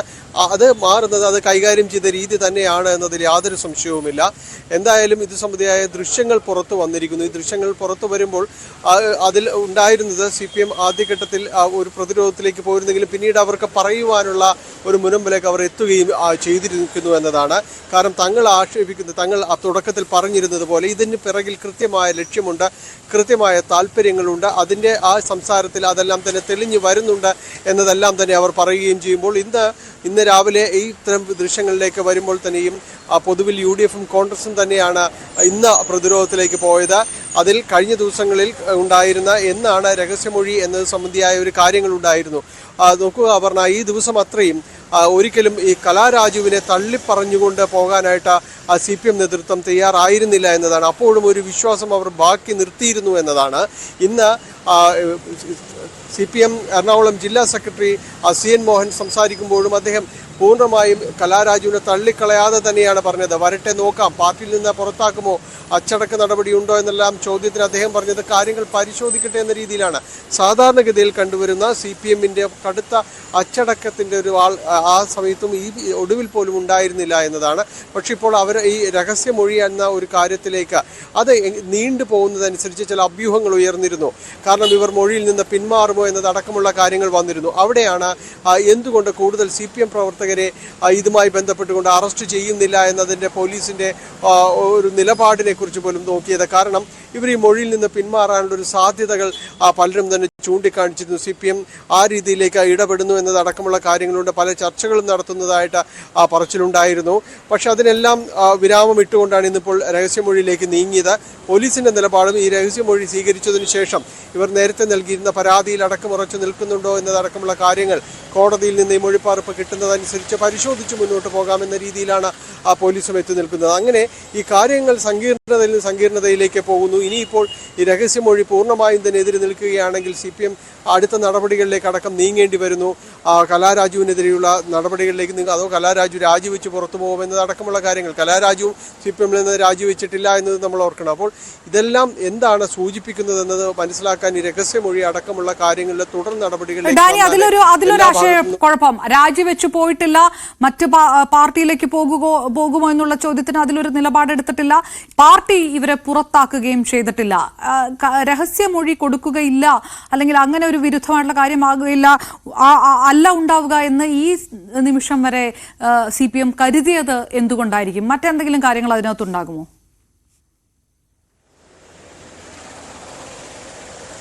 അപർണ, ഇതിൽ കൃത്യമായി ഇവർക്ക് പോകാനുള്ള അതല്ലെങ്കിൽ ഇങ്ങനെ ഒരു നിലപാട് UDF-നോട് കോൺഗ്രസിനോട് അനുഭാവപൂർണമായ ഒരു നിലപാടിലേക്ക് എത്താനുള്ളൊരു കാരണമെന്ന് പറയുന്നത് ഇന്ന് അവരുടെ ആ സംഭാഷണ ശകലങ്ങളിൽ വളരെ കൃത്യമായി പറയുന്നുണ്ട്. ഏതെങ്കിലും ഈ സാമ്പത്തികമായി സഹായിച്ചോ എന്നുള്ള ചോദ്യത്തിന് അവർ പറയുന്നുണ്ട് ഒന്നുമില്ല എന്ന് പറയുന്നു. പക്ഷേ എൻ്റെ ഈ ബാങ്ക് സംബന്ധമായ കാര്യങ്ങൾ, വായ്പ സംബന്ധമായ കാര്യങ്ങളിൽ ചില വിഷയങ്ങളുണ്ടായിട്ടുണ്ട്. എനിക്ക് വലിയ ബുദ്ധിമുട്ടുകൾ വന്നിട്ടുണ്ട്. ഇന്ന് ജില്ലാ സെക്രട്ടറി CN മോഹനും അത് തന്നെ പറഞ്ഞു. വായ്പ സംബന്ധിയായ കാര്യങ്ങൾ അവരൊരു പരാതി തന്നിരുന്നു. പക്ഷേ അത് വളരെ പെട്ടെന്ന് ഇപ്പോൾ തന്നെ ശരിയാക്കി കൊടുക്കാൻ കഴിയുന്ന രീതിയിലല്ല. എല്ലാത്തിനും അതിൻ്റെതായ രീതികളുണ്ട്. സഹകരണ ബാങ്കുമായി സംബന്ധിയായ കാര്യങ്ങളാണ്, അത് സംസാരിക്കണം, അതിന് സാവകാശം വേണം. പക്ഷെ അതിനൊന്നും അവർ കാത്തു നിന്നില്ല എന്ന് പറയുന്നു. അങ്ങനെ അവർക്കുണ്ടായിരുന്ന ഒരു ആശയക്കുഴപ്പം അല്ലെങ്കിൽ ഇതുമായി ബന്ധപ്പെട്ട് നേരിട്ട വൈഷമ്യങ്ങൾ, ഈ സഹകരണ ബാങ്കുമായി നേരിട്ട് അവരുടെ പാർട്ടി കൃത്യമായൊരു ഇടപെട്ടില്ല, അവരുടെ ഒരു പരാതിയിലടക്കം അവർക്കുണ്ടായ ബുദ്ധിമുട്ടുകളിൽ ഇടപെട്ടില്ല എന്നൊരു വിഷമം അവർക്കുണ്ട്. അപ്പോൾ ആ രീതിയിലുള്ള കാര്യങ്ങൾ മുന്നോട്ട് പോകുന്നു. അപ്പോൾ അത് ഏതെങ്കിലും ഒരു ഘട്ടത്തിൽ ഇപ്പോഴത്തെ ഈ സമയത്ത് പറഞ്ഞ് അവരെ മനസ്സിലാക്കാൻ ശ്രമിക്കാം, അനുനയിപ്പിക്കാം എന്നൊരു വിശ്വാസം അത് CPM-ന് ഉണ്ടായിരുന്നു എന്ന് തന്നെയാണ് 100%. കാരണം അത് ഈ ദിവസങ്ങളിൽ അത്രയും ഈ നിമിഷം വരെയും അവരെ വേദനിപ്പിക്കാതെ അല്ലെങ്കിൽ നടപടിയെടുക്കാതെ കൊണ്ടുപോകുന്നതിനെല്ലാം തന്നെ അത് തന്നെയായിരുന്നു കാരണം. അല്ലെങ്കിൽ അത് മാത്രമായിരുന്നു അവരെ പറഞ്ഞ് മനസ്സിലാക്കാൻ സാധിക്കും, അവരെ പിന്തിരിപ്പിക്കാൻ സാധിക്കുമെന്ന രീതിയിലേക്കെല്ലാം ആരെങ്കിലുമൊക്കെയോ വിശ്വസിച്ചിരുന്നു എന്ന് തന്നെയാണ് CPM-നകത്ത്. പക്ഷേ അതിനും അപ്പുറത്തേക്ക് കലാരാജു എത്തിയിരുന്നു എന്ന കാര്യം അത് CPM-നും അത് മനസ്സിലായിരുന്നില്ല, അല്ലെങ്കിൽ കൃത്യമായിട്ടത് മനസ്സിലാക്കി കൊടുത്തുമില്ല എന്നത് തന്നെയാണ്. ഏതായാലും ഈ ഘട്ടത്തിൽ അത് പുറത്തു വന്നിരിക്കുന്നു. അവർ രഹസ്യമൊഴി ഡാനി, ഞാൻ തിരികെ എത്താം വീണ്ടും ആജ്ഞയിലേക്ക്. ആജ്ഞ, അതാണ് ഈ നിമിഷത്തിൽ പോലും അല്ലെങ്കിൽ ഈ ദൃശ്യങ്ങൾ പുറത്തു വരുമ്പോൾ പോലും തെറ്റിദ്ധരിപ്പിച്ചതാണ് തിരിച്ചെത്തും ഞങ്ങളുടെ സഖാവ് കലാരാജു എന്നൊക്കെ CPM-ന്റെ പ്രാദേശിക നേതൃത്വവും സംസ്ഥാന നേതൃത്വത്തിലുള്ള വക്താക്കളും പറയുന്ന ഒരു സാഹചര്യം ഉണ്ടായിരുന്നു. അതിലേക്ക് പോകാൻ ഒരുങ്ങുന്നില്ല. തനിക്ക് പണം വാഗ്ദാനം ചെയ്തിട്ടില്ല എന്ന് പറയുമ്പോൾ പോലും കോൺഗ്രസ് ഈ പ്രശ്നം പരിഹരിക്കുമെന്നുള്ളൊരു ആത്മവിശ്വാസം കൊണ്ട് മാത്രം ഈ എല്ലാ സമവായ ശ്രമങ്ങളെയും അവർ തള്ളിക്കളയുകയാണോ? അതോ ഈ പറഞ്ഞതുപോലെ തന്നെ മർദ്ദിച്ചു, തന്നെ ഭീഷണിപ്പെടുത്തി, അതുകൊണ്ട് തനിക്ക് ക്ഷമിക്കാൻ കഴിയുകയില്ല, ആ നിലപാട് ആവർത്തിക്കുന്നു കലാരാജുവും കുടുംബവും?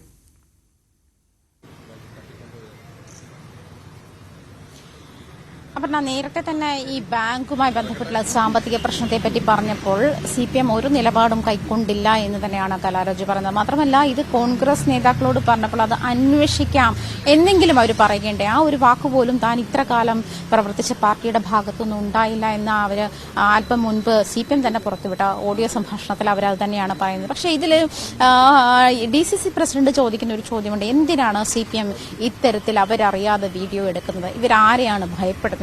അവരുടെ ഒപ്പമുള്ള ഒരു കൗൺസിലറെ അവരുടെ ഒപ്പം തന്നെ നിർത്താൻ വേണ്ടി അവരെന്തിനാണ് ഇങ്ങനെ കഷ്ടപ്പെടുന്നത്? അപ്പോൾ അതിന് പിന്നിൽ എന്തൊക്കെയോ കള്ളത്തരങ്ങളില്ലേ? അതായത് കലാരാജുവിനെ വിളിച്ചു വരുത്തി കലാരാജു തന്നെ പറയുന്നത് അത്തരം ഒരു സാഹചര്യം തനിക്കുണ്ടായത് തന്നെ ഭീഷണിപ്പെടുത്തിയാണ്, തന്നോട് അത്തരം അതായത് അനുനയ സംഭാഷണം എന്നുള്ള തരത്തിലേക്ക് വന്നത്. അങ്ങനെയാണ് തന്റെ മക്കളെ അപായപ്പെടുത്തും അല്ലെങ്കിൽ വീട്ടുകാരെ അപായപ്പെടുത്തും എന്നുള്ള ഭീഷണിയോടുകൂടിയാണ് പാർട്ടി പ്രവർത്തകർ തന്നെ അവിടെ സംസാരിപ്പിച്ചത് എന്ന് പറയുമ്പോഴും CPM ജില്ലാ സെക്രട്ടറി CN മോഹനൻ പൂർണ്ണമായിട്ടും ഈ കലാരാജു എന്ന് പറയുന്ന സഖാവിനെ തള്ളിക്കളയുന്നില്ല. അതല്ലെങ്കിൽ അവർക്കെതിരെ പാർട്ടി നടപടികൾ എങ്ങനെ കൈക്കൊള്ളും, അല്ലെങ്കിൽ പാർട്ടി നടപടികൾ കൈക്കൊള്ളുമോ, ഇക്കാര്യത്തിലൊന്നും വ്യക്തതയില്ല. തൽക്കാലം അത്തരം മൂവുകളിലേക്ക് പോകുന്നില്ല എന്ന് തന്നെ ജില്ലാ സെക്രട്ടറി പറയുമ്പോഴും കോൺഗ്രസ് മറിച്ച് ചോദിക്കുന്ന ചോദ്യം ഇതാണ്: എന്തിനാണ് പിന്നീട് ഈ രഹസ്യ വീഡിയോ എടുത്തത്?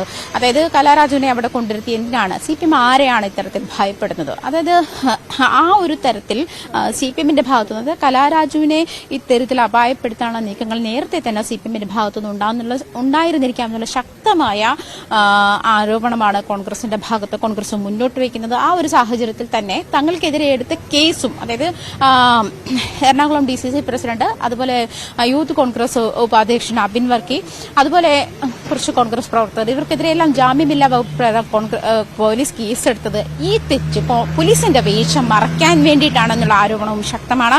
എന്തായാലും രഹസ്യമൊഴി രേഖപ്പെടുത്തുന്നില്ല എന്ന് പറയുന്നു. അതല്ല, രഹസ്യമൊഴി ആരോഗ്യ പ്രശ്നങ്ങൾ കൊണ്ട് കോലഞ്ചേരി കോടതിയിലേക്ക് എത്താനുള്ള സാഹചര്യമില്ലാത്തത് കൊണ്ട് കഴിഞ്ഞ ദിവസങ്ങളിലൊക്കെ ഇത് മാറ്റിവെക്കുകയായിരുന്നു. എന്തായാലും ഏറ്റവും ഒടുവിൽ രഹസ്യമൊഴി രേഖപ്പെടുത്താൻ കലാരാജു ഇവിടെ കോലഞ്ചേരി 1ാം ക്ലാസ് മജിസ്ട്രേറ്റ് കോടതിയിൽ എത്തിയിരിക്കുകയാണ്. രഹസ്യമൊഴി രേഖപ്പെടുത്തുന്ന നടപടിക്രമങ്ങളിലേക്ക് അവർ കടന്നു കഴിഞ്ഞു. അതിനുശേഷമായിരിക്കാം നമുക്ക് ഇത്തരം കാര്യങ്ങളിൽ കൂടുതൽ വ്യക്തത വരിക.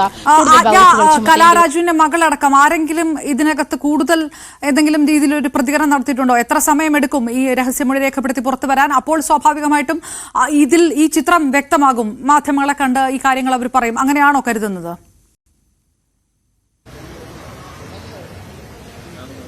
അങ്ങനെയാണ് അവർ മനസ്സിലാക്കുന്നത്. കാരണം എത്ര സമയമെടുക്കും എന്നുള്ള കാര്യം ഇപ്പോൾ പ്രഡിക്റ്റബിൾ അല്ലാത്തൊരു സാഹചര്യമാണ്. എത്ര സമയമെടുക്കും രഹസ്യമൊഴിയുടെ പ്രൊസീജിയർ കഴിയാൻ?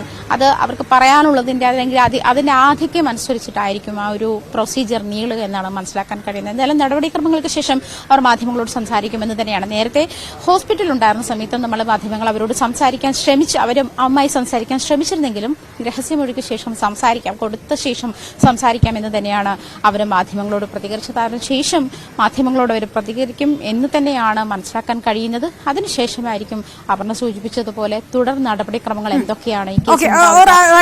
തിരികെ എത്താം. ഏതായാലും ഇപ്പോൾ അവർ കോടതിയിൽ രഹസ്യമൊഴി നൽകാനായി എത്തിയിരിക്കുന്നു എന്നുള്ള വിവരമാണ്. അതിനുശേഷമായിരിക്കും ഇതിൽ ഇപ്പോഴും CPM പ്രതീക്ഷിക്കുന്നത് അങ്ങനെ ഒരു രഹസ്യമൊഴി CPMനെ പ്രതിരോധത്തിലാക്കി കൊടുക്കുകയില്ല എന്നുള്ളതാണ്. ഞാൻ വീണ്ടും ഡാനി പോളിക്ക്. ഡാനി, ഇതിന് മറ്റൊരു വിഷയം, പോലീസ് ഇതിനകത്ത് സ്വീകരിച്ച നിലപാടുമായി ബന്ധപ്പെട്ട് അത് പലതവണ കലാരാജു ആവർത്തിച്ച വിഷയമാണ്. UDF പ്രധാനമായിട്ട് ഉന്നയിക്കുന്ന കാര്യം അതാണ്. പോലീസ് നോക്കുകുത്തിയായിട്ട് നിന്നു, അല്ലെങ്കിൽ പോലീസ് കൂടി ഡോർ അടയ്ക്കുന്ന വിഷയത്തിനകത്ത് വരെ പോലീസാണ് മോശമായിട്ട് സംസാരിച്ച് നടക്കാം. ഈ രഹസ്യമൊഴി എന്ന് പറയുമ്പോൾ ഇത് ആർക്കെതിരെ? CPM നേരിട്ട് ഈ വിഷയത്തിനകത്ത് ഇടപെട്ടു എന്നാണോ? പോലീസ് ഒത്താശയോടെ ഇടപെട്ടു എന്നാണോ? അതോ CPM പറയുന്ന പോലെ ഏതോ ക്രിമിനലുകൾ ഉപദ്രവിക്കാൻ ശ്രമിച്ചു എന്നുള്ളതാണോ? ഈ പോലീസ് കൂടി ഇതിനകത്ത് പ്രതിക്കൂട്ടിലാകുന്ന തരത്തിലേക്കുള്ള ഒരു രഹസ്യമൊഴിയൊക്കെ വരാനുള്ള ഒരു സാധ്യതയാണോ കണക്കാക്കുന്നത്? അങ്ങനെ UDF വൃത്തങ്ങളുടെ ഭാഗത്ത് ഏതെങ്കിലും തരത്തിലുള്ള പ്രതികരണങ്ങളുണ്ടോ?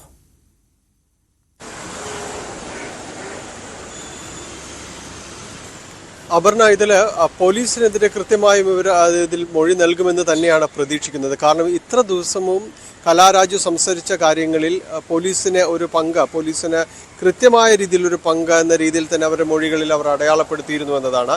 അത് UDF നേതാക്കളുടെ വാക്കുകളിലും ഉണ്ടായിരുന്നു. അതുമാത്രമല്ല, മൂവാറ്റുപുഴ DYSPക്കെതിരെ ഒരു നടപടി എന്ന രീതിയിലേക്കടക്കം കാര്യങ്ങൾ വന്നിരുന്നു. കാരണം തുടക്കത്തിൽ തന്നെ അതിൽ പരാതി വന്നിരുന്നു. മൂവാറ്റുപുഴ DYSPയുടെ നേതൃത്വത്തിൽ പോലീസ് സന്നാഹം അവിടെ ഉണ്ടായിരുന്നു. അവിശ്വാസ പ്രമേയ ചർച്ചകൾ തടസ്സപ്പെടാതിരിക്കുക, UDFന് കൗൺസിലർമാർക്ക് സംരക്ഷണം നൽകുക തുടങ്ങിയ ക്രമസമാധാന കാര്യങ്ങൾ ചൂണ്ടിക്കാണിച്ചുകൊണ്ട് ഹൈക്കോടതിയുടെ നിർദ്ദേശപ്രകാരമായിരുന്നു അന്നവിടെ പോലീസിനെ വിന്യസിച്ചിരുന്നതെന്ന് ഓർക്കണം. അപ്പോൾ അത്തരം കാര്യങ്ങളെല്ലാം തന്നെ ഉണ്ടായിരുന്നപ്പോഴാണ് ഈ രീതിയിലുള്ള വലിയ രീതിയിലുള്ള ഒരു സംഘർഷാവസ്ഥയിലേക്ക് കാര്യങ്ങൾ പോകുന്നത്. ഒട്ടനവധി പേർ അവിടെ തടിച്ചുകൂടുന്നത്. മൂവാറ്റുപുഴ DYSP പോലും ആ സമയത്ത് അവിടെ ഉണ്ടായിരുന്ന അദ്ദേഹത്തിൻ്റെ സാന്നിധ്യം ഉണ്ടായിരുന്നു. ഇതിനിടയിൽ തന്നെ വലിച്ചു കൊണ്ടുപോയെന്ന് ഇവർ തന്നെ പറയുകയും ചെയ്യുന്നു. അപ്പോൾ പോലീസിൻ്റെ കൃത്യമായൊരു വീഴ്ച അവിടെ ഉണ്ടെന്ന് കലാരാജു മാത്രമല്ല UDF നേതാക്കളും ഒരേപോലെ തന്നെ ഇതിൽ പറയുന്നു. അതിൽ പ്രാഥമികമായ രീതിയിലുള്ള ഒരു വിലയിരുത്തൽ നടത്തിക്കൊണ്ടാണ് റൂറൽ SP വൈഭവ് സക്സേന ഇക്കാര്യത്തിൽ നടപടി സ്വീകരിച്ചത്. മൂവാറ്റുപുഴ DYSP ഇതുമായി ബന്ധപ്പെട്ടുകൊണ്ടുള്ള മുഴുവൻ അന്വേഷണ ചുമതലയിൽ നിന്ന് മാറ്റി നിർത്തുകയാണ്. എന്നിട്ട് ആലുവ DYSP ആണ് ഇപ്പോൾ നിലവിൽ ഈ കേസുകൾ അന്വേഷിക്കുന്നത്. 4 കേസുകളിലായി 4 വ്യത്യസ്ത കേസുകൾ. അതിൽ കലാരാജുവിൻ്റെ മകൾ കൊടുത്ത കേസുണ്ട്. അതോടൊപ്പം തന്നെ മറ്റ് സംബന്ധിയായി പോലീസ് എടുത്ത കേസുണ്ട്. റോഡ് തടഞ്ഞതുമായിട്ട് ബന്ധപ്പെട്ട കേസുണ്ട്. ഈ കേസുകളിലെല്ലാം തന്നെയും UDF അതോടൊപ്പം തന്നെ LDF നേതാക്കളൊക്കെ പലരും തന്നെ പ്രതികളാണ്. ഇതിൽ കൃത്യമായൊരു നടപടികളിലേക്ക് പോകാനായിട്ട് പോലീസിന് ഇപ്പോഴും കഴിഞ്ഞിട്ടില്ല എന്ന് തന്നെയാണ്. കാരണം 4 പേരിലേക്ക് മാത്രമായിട്ടൊരു അറസ്റ്റ് കാര്യങ്ങളെല്ലാം തന്നെ ഒതുങ്ങുന്നു. CPM നേതാക്കൾക്കെതിരെ നൽകിയിട്ടുള്ള മൊഴികളെല്ലാം അതീവ ഗൗരവതരവും ഗുരുതര സ്വഭാവമുള്ളത് തന്നെയാണ്. അത് സ്ത്രീത്വത്തെ അപമാനിക്കുന്ന വകുപ്പുകൾ അടക്കം ചേർക്കണമെന്ന് തന്നെ കലാരാജുവും ഒരു ആവശ്യപ്പെട്ടിട്ടുണ്ട് ഒരു ഘട്ടത്തിൽ. അത് പറ്റുന്നില്ല, പോലീസിൽ നിന്ന് നീതി ലഭിക്കുന്നില്ല എന്നത് അവരുടെ തുടക്കം മുതലുള്ളൊരു പരാതിയാണ്. പോലീസ് നോക്കി നിൽക്കെ തന്നെ വലിച്ചുകൊണ്ടുപോയി. അപ്പോൾ തീർച്ചയായും മൊഴികളിൽ പോലീസ് ഒരു പ്രതിസ്ഥാനത്തേക്ക് വരും എന്ന കാര്യത്തിലൊന്നും ഒരു സംശയവുമില്ല. അക്കാര്യങ്ങളെല്ലാം തന്നെ അതിലുണ്ടാകുകയും ചെയ്യും. ഈ നടപടികളെക്കുറിച്ച് പോലീസ് ഒത്തുകളിക്കുന്നു എന്നൊരു ആക്ഷേപം UDF ഉന്നയിക്കുന്നുണ്ട്. അത് ഡിവൈഎസ്പിയെ മാറ്റി നിർത്തിയതിലൂടെ തന്നെ അതൊന്നുകൂടി കടുപ്പിച്ചിരിക്കുകയാണ്. എന്തായാലും പോലീസും മറ്റു നടപടികളിലേക്ക് നീങ്ങിയിട്ടില്ല. നിലവിൽ കാര്യങ്ങൾ നിരീക്ഷിക്കുന്നു എന്ന രീതിയിലേക്ക് പോകുന്നു. രഹസ്യമൊഴിയുടെ സ്വഭാവവും അതിൻ്റെ ഉള്ളടക്കവും അനുസരിച്ച് മുന്നോട്ട് പോകാൻ അവർ തീരുമാനിക്കുകയും എല്ലാം തന്നെ ചെയ്യുന്നു. അതുകൊണ്ട് പോലീസിനെതിരെയുള്ള ഒരു പരാതിയും പോലീസിന് തന്നെ അവരെ വീഴ്ച വരുത്തി എന്നുള്ള രീതിയിൽ തന്നെ മൊഴിയിൽ ഉണ്ടാകാനുള്ള സാധ്യത തന്നെയാണ് നിലനിൽക്കുന്നത്. അത് കലാരാജു നേരത്തെ തന്നെ പരസ്യമായിട്ട് തന്നെ പറഞ്ഞിട്ടുള്ള കാര്യമാണ്. അതിന് കോടതിയിലേക്ക് വരുമ്പോഴും അതുണ്ടാകും. അങ്ങനെയെങ്കിൽ അതിൽ കൃത്യമായ നടപടികളിലേക്ക് അടക്കം നീങ്ങേണ്ടി വരുന്നൊരു സാഹചര്യമാണ് നിലവിലുള്ളത്. അപർണ. ഡാനി പോളും ആജ്ഞാ രവീന്ദ്രനുമാണ് വിവരങ്ങൾ നൽകിയത്. മറ്റൊരു വാർത്തയിലേക്ക് പോകുമ്പോൾ തിരുവനന്തപുരത്ത് കഠിനംകുളത്ത് യുവതിയെ കുത്തിക്കൊലപ്പെടുത്തിയ കേസിൽ പ്രതിയെ കണ്ടെത്താനാകാതെ പോലീസ്. കൊലയ്ക്ക് ശേഷം പ്രതി രക്ഷപ്പെട്ട സ്കൂട്ടർ ചിറയൻകീഴ് റെയിൽവേ സ്റ്റേഷൻ പരിസരത്ത് ഉപേക്ഷിച്ച നിലയിൽ കണ്ടെത്തി. പ്രതി ട്രെയിനിൽ രക്ഷപ്പെട്ടേക്കാമെന്ന നിഗമനത്തിലാണ് അന്വേഷണ സംഘം. ഐഷത്തുൽ ഷംന ചേർന്നു. ഷംന, ഏത് തരത്തിലാണ് ഈ കേസ് മുന്നോട്ട് പോകുന്നത്? എന്തെങ്കിലും പ്രതിയിലേക്ക് എത്തുന്ന കൃത്യമായിട്ടുള്ള സൂചനകളിലേക്ക് എത്തിയിട്ടുണ്ടോ സംഘം? അപർണ, ഇന്നലെ 11 മണിയോടുകൂടിയാണ് ഈ കൊലപാതകം നടക്കുന്നത്. അതിനുശേഷം തന്നെ ഊർജിതമായ അന്വേഷണം തുടർന്നിരുന്നു. അങ്ങനെ അന്വേഷണം തുടരുന്നതിനിടെയാണ് ചിറയൻകീഴ് റെയിൽവേ സ്റ്റേഷൻ പരിസരത്ത് വെച്ചിട്ട് ഈ സ്കൂട്ടർ കണ്ടെടുക്കുന്നത്. ഈ യുവതിയുടെ സ്കൂട്ടർ തന്നെയാണ് ഇത്. കൊലപാതകം നടത്തിയ ശേഷം പ്രതി ഈ സ്കൂട്ടറിലാണ് രക്ഷപ്പെട്ടത്. അങ്ങനെ ഈ സ്കൂട്ടർ ഇപ്പോൾ റെയിൽവേ സ്റ്റേഷൻ പരിസരത്ത് നിന്ന് എടുത്തത് കൊണ്ട് തന്നെ ട്രെയിനിലാകാം ഈ പ്രതി രക്ഷപ്പെട്ടിട്ടുള്ളത് എന്ന ഒരു നിഗമനത്തിലാണ് പോലീസ്. എന്തായാലും റെയിൽവേ സ്റ്റേഷൻ, ബസ് സ്റ്റാൻഡ് സമീപങ്ങളൊക്കെ കേന്ദ്രീകരിച്ച് അന്വേഷണം ഊർജിതമാക്കിയിട്ടുണ്ട്. 4 സംഘങ്ങളായാണ് ഇപ്പോൾ അന്വേഷണം ഊർജിതമാക്കിയിട്ടുള്ളത്. തിരുവനന്തപുരം റൂറൽ SP-യുടെ ഒരു സംഘം, ആറ്റിങ്ങൽ DYSP-യുടെ ഒരു സംഘം, ഡാൻസ് ഓഫ് സംഘം, കഠിനംകുളം ചിറയൻകീഴ് പോലീസ് സംഘം, ഇങ്ങനെ 4 സംഘങ്ങളായി തിരിഞ്ഞാണ് ഇപ്പോൾ അന്വേഷണം പുരോഗമിക്കുന്നത്. ഒപ്പം തന്നെ ഈ യുവാവ് എറണാകുളം പെരുമാതുറയിൽ ഇയാൾക്ക് ഒരു വാടക വീടുണ്ട്. കഴിഞ്ഞ തിങ്കളാഴ്ചയാണ് ഈ യുവാവ് ഈ വീട്ടിൽ നിന്നും ഇറങ്ങിയത്. ഈ വീട് കേന്ദ്രീകരിച്ചുകൊണ്ടാണ് കൂടുതൽ അന്വേഷണം നടക്കുന്നുണ്ട്. ഈ വീട്ടിൽ ഏതെങ്കിലും സാഹചര്യത്തിൽ ഈ പ്രതി തിരിച്ച് ഈ വീട്ടിലെത്തുമോ എന്ന ഒരു നിഗമനത്തിൽ കൂടി പോലീസ് ഉണ്ട്. എന്തായാലും ഈ വീട് കേന്ദ്രീകരിച്ചു കൂടി ഇപ്പോൾ അന്വേഷണം ഊർജിതമാക്കിയിട്ടുണ്ട്. ഇത് വാടക വീടാണ്. ഈ യുവാവ് ഈ വാടക വീട്ടിലെത്തിയിട്ട് അധികമായിട്ടില്ല. കഴിഞ്ഞ തിങ്കളാഴ്ചയോടുകൂടി ഈ വാടക വീട്ടിൽ നിന്ന് ഇറങ്ങുകയായിരുന്നു. ഇന്നലെ രാവിലെ 11 മണിയോടുകൂടിയാണ് യുവതിയെ മരിച്ച നിലയിൽ കണ്ടെത്തിയത്. എന്തായാലും സംഭവം നടന്ന ഒരു ദിവസം കഴിയുമ്പോഴും പ്രതിയിലേക്ക് എത്താൻ പോലീസിന് കഴിഞ്ഞിട്ടില്ലെങ്കിൽ കൂടി അന്വേഷണം ഊർജിതമായി തന്നെ തുടരുന്നുണ്ട്. ഇൻസ്റ്റഗ്രാം വഴിയാണ് ഈ യുവാവ് യുവതിയുമായി അടുപ്പത്തിലാകുന്നത്. ഈ യുവാവിൽ നിന്ന് നേരത്തെ വധഭീഷണി അടക്കം ഉണ്ടായിട്ടുണ്ടെന്ന് യുവതി പറഞ്ഞിരുന്നതായി ഭർത്താവ് പോലീസിനോട് പറഞ്ഞിട്ടുണ്ട്. ഭർത്താവിനെ കൂടി കൂടുതൽ ചോദ്യം ചെയ്യും. അത്തരത്തിൽ കൂടി അന്വേഷണം പുരോഗമിക്കുമെന്നാണ് മനസ്സിലാക്കുന്നത്. അതോടൊപ്പം തന്നെ അതാണ് അതിന്റെ പ്രധാനപ്പെട്ട കാര്യം ഷംന, ഭർത്താവിനെ കൂടി ചോദ്യം ചെയ്യുന്ന ഒരു രീതിയിലേക്ക്, അതായത് ഈ പലതവണ സമൂഹ മാധ്യമങ്ങളിൽ ഇങ്ങനെ മുഴുകി നിൽക്കുകയാണ്, അത് വിലക്കിയതാണ് എന്ന് പറയുന്ന ഭർത്താവ് സംശയത്തിന് നിഴലിൽ എവിടെയെങ്കിലും ഉണ്ടോ?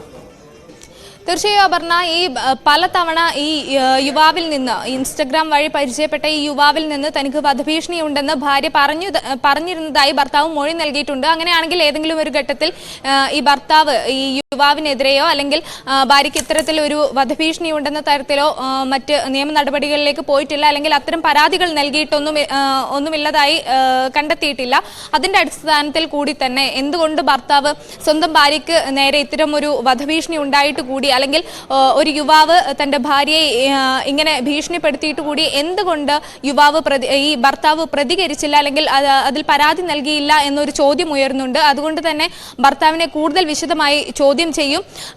ഭർത്താവ് രാവിലെ അമ്പലത്തിൽ പൂജാരിയാണ് ഭർത്താവ്. ഈ ഭർത്താവ് രാവിലെ അമ്പലത്തിലേക്ക് പോയതിനു ശേഷം തിരിച്ചെത്തുമ്പോഴാണ് ഈ യുവതിയെ മരിച്ച നിലയിൽ, കൊല്ലപ്പെട്ട നിലയിൽ കാണപ്പെടുന്നത്. അപ്പോൾ അത് സംബന്ധിച്ചൊക്കെ കൂടുതൽ ഭർത്താവിനെ ചോദ്യം ചെയ്യും Aparna.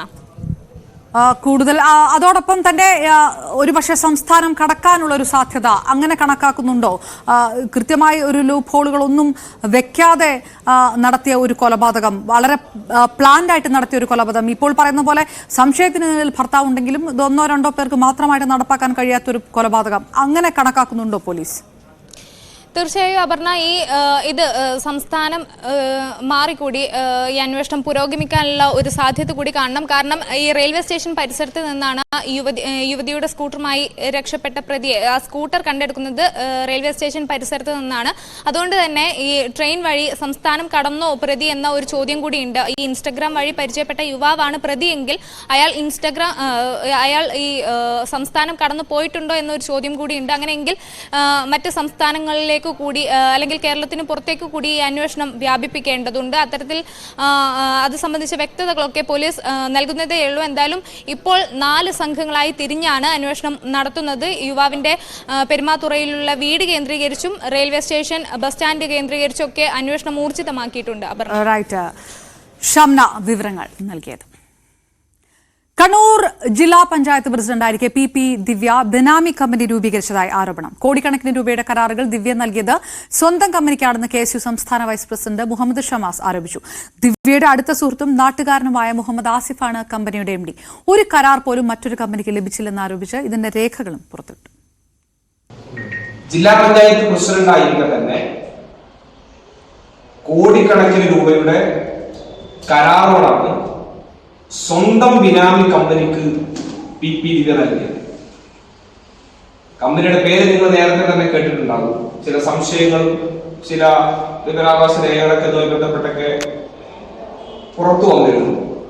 Carton India alliance private limited. അന്നൊന്നും ഈ കമ്പനി ഏതെങ്കിലും തരത്തിൽ PP ദിവ്യയുമായി ഒന്ന് കണക്ട് ചെയ്യാനുള്ള ഒരു എവിഡൻസും ലഭ്യമായിരുന്നില്ല. എന്നാൽ വളരെ ആധികാരികമായി തന്നെ ഈ കമ്പനി പ്രവർത്തിക്കുന്നത്, ഈ കമ്പനിയുടെ ഉടമസ്ഥർ, അവർക്ക് PP ദിവ്യയുമായുള്ള ബന്ധം അത് വ്യക്തമാക്കുന്ന രേഖകൾ സഹിതം തന്നെ പുറത്തുവിടാൻ ആഗ്രഹിക്കുന്നു. PP ദിവ്യ ജില്ലാ പഞ്ചായത്ത് പ്രസിഡന്റ് ആയതിനു ശേഷം 2021 ജൂലൈ 20-നാണ് ഈ പ്രൈവറ്റ് ലിമിറ്റഡ് കമ്പനി രൂപീകരിക്കുന്നത്. ഒരു തട്ടിക്കൂട്ട് കമ്പനിയാണ്. ദിവ്യയുടെ അടുത്ത സുഹൃത്തും നാട്ടുകാരനുമായ മുഹമ്മദ് ആസിഫാണ് കമ്പനിയുടെ ഡയറക്ടറും MD-യുമായി പ്രവർത്തിക്കുന്നതാണ്. വിവരങ്ങളുമായി KV ബൈജു ചേർന്നു. ബൈജു, എന്തെല്ലാം ആരോപണങ്ങളാണ് ഉന്നയിച്ചിരിക്കുന്നത്? എന്തെല്ലാം തെളിവുകൾ കൂടി മുന്നോട്ട് വെച്ചുകൊണ്ടാണ് ഈ ആരോപണങ്ങൾ?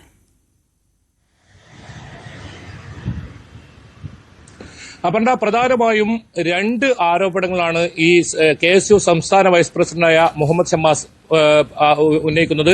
ഇതിൽ ഏറ്റവും പ്രധാനം ADM നവീൻ ബാബുവിന്റെ മരണവുമായി ബന്ധപ്പെട്ട് നേരത്തെ ഉയർന്നു വന്നതാണ് carton India alliance private limited കമ്പനിക്കെതിരെയുള്ള ആരോപണം. അതിൽ കൂടുതൽ രേഖകളുമായാണ് ഇപ്പോൾ മുഹമ്മദ് ഷമാസ് രംഗത്ത് വന്നിരിക്കുന്നതെന്നാണ് ഇതിൽ ഏറ്റവും ശ്രദ്ധേയം. ഇതിൽ പാലക്കയം തട്ടിൽ നടുവിൽ പഞ്ചായത്തിലാണ്. അവിടെ 4 ഏക്കറോളം ഭൂമി ഇത്തരത്തിൽ PP ദിവ്യയുടെ ഭർത്താവ് VP അജിത്തും അതുപോലെ തന്നെ ഈ കാർട്ടൂൺ അലയൻസ് ഇന്ത്യ പ്രൈവറ്റ് ലിമിറ്റഡിന്റെ MD മുഹമ്മദ് ആസിഫും കൂടി ചേർന്ന് വാങ്ങിയെന്ന ഒരു പ്രധാനപ്പെട്ട ഒരു ആരോപണം. അതിൽ രേഖകൾ സഹിതമാണ് ഇത്തരത്തിൽ ഒരു ആരോപണം ഇപ്പോൾ മുഹമ്മദ് ഷമാസ് ഉന്നയിച്ചിരിക്കുന്നത്. മറ്റൊരു പ്രധാനപ്പെട്ട കാര്യം, PP ദിവ്യ ജില്ലാ പഞ്ചായത്ത് പ്രസിഡന്റ് ആയിരിക്കെ ഇവിടെ ഉണ്ടായിരുന്ന മുഴുവൻ കരാറുകളും ഈ കമ്പനിക്ക് തന്നെ നൽകിയെന്നാണ്. അതായത് 12 കോടിയോളം രൂപയുടെ കരാറാണ് ഈ കമ്പനിക്ക് ഈ 3 വർഷത്തിനിടയിൽ നൽകിയതെന്നാണ് ഷമാസ് ആരോപിക്കുന്നത്. അതിനുള്ള രേഖകളും കൃത്യമായി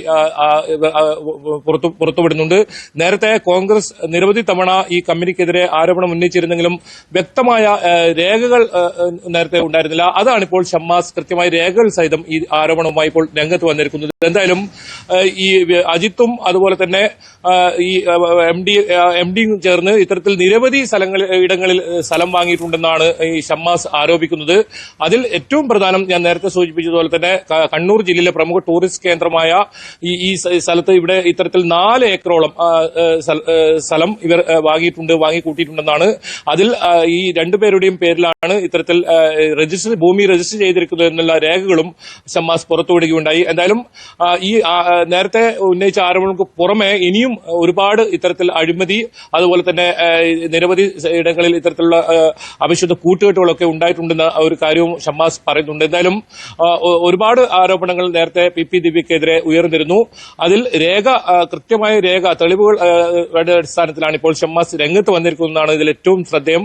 ഈ കാര്യത്തിൽ അന്വേഷണം വേണമെന്നും ആവശ്യപ്പെടുന്നുണ്ട്. ഇത്തരത്തിൽ ഒരുപാട് ഇടങ്ങളിൽ ഭൂമി വാങ്ങിക്കൂട്ടുകയും ഇത്തരത്തിൽ നിരവധി അഴിമതി നടന്നിട്ടുണ്ട് എന്നും പറഞ്ഞു. ഇതൊരു തട്ടിക്കൂട്ട് കമ്പനിയാണ്. അതായത് 2021 ജൂലൈ 20 ഈ കമ്പനി രൂപീകൃതമാകുന്നത്. അതായത് പി ദിവ്യ ജില്ലാ പഞ്ചായത്ത് പ്രസിഡന്റ് ആയതിന് തൊട്ടു പിന്നാലെ ഇത്തരത്തിലൊരു കമ്പനി വരുന്നു. ഈ കമ്പനിക്ക് വഴിവിട്ട ഇത്തരത്തിൽ നിരവധി സഹായം ജില്ലാ പഞ്ചായത്ത് പ്രസിഡന്റ് ആയിരിക്കെ നൽകുന്നു. അതുകൂടാതെ കല്യാശ്ശേരി ബ്ലോക്ക് പഞ്ചായത്ത് പ്രസിഡന്റിനെതിരെയും ഗുരുതരമായ ആരോപണം ഉന്നയിക്കുന്നു. ഇവരുടെ ഈ ബിനാമി ഇടപാടിൽ ഇവർക്കും പങ്കുണ്ട് എന്ന മുഹമ്മദ് ഷമ്മാസ് പറഞ്ഞു വെക്കുന്നുണ്ട്. എന്തായാലും കൂടുതൽ അന്വേഷണം ഈ കാര്യത്തിൽ ഉണ്ടാകണം. കൂടുതൽ രേഖകൾ തന്റെ പക്കലുണ്ട്. അത് വരും ദിവസങ്ങളിലും പുറത്തുവിടുമെന്ന് തന്നെയാണ് ഷമ്മാസ് വ്യക്തമാക്കുന്നത്.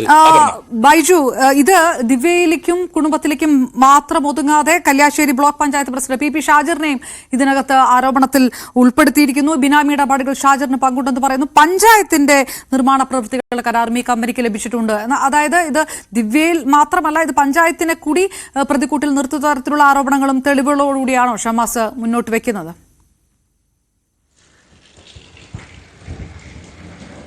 തീർച്ചയായും അങ്ങനെ തന്നെ. ഷാജിറും ഈ പി ദിവ്യയും തമ്മിൽ അടുത്ത സുഹൃത്തുക്കളാണ്. ഇവർ തമ്മിൽ ഇത്തരത്തിൽ ഇടപാട് നടത്തുകയും ഈ ബ്ലോക്ക് പഞ്ചായത്തിന്റെ കീഴിലുള്ള മുഴുവൻ കരാറുകളും ഈ കമ്പനിക്ക് പിടിച്ചു നൽകുകയാണ്. അത്തരത്തിൽ 3 വർഷത്തിനിടെ മാത്രം 12 കോടിയുടെ കരാറാണ് ഈ കമ്പനിക്ക് ലഭിച്ചിരിക്കുന്നത്. ആ രേഖയാണ് ഷമ്മാസ് ഹാജരാക്കിയത്.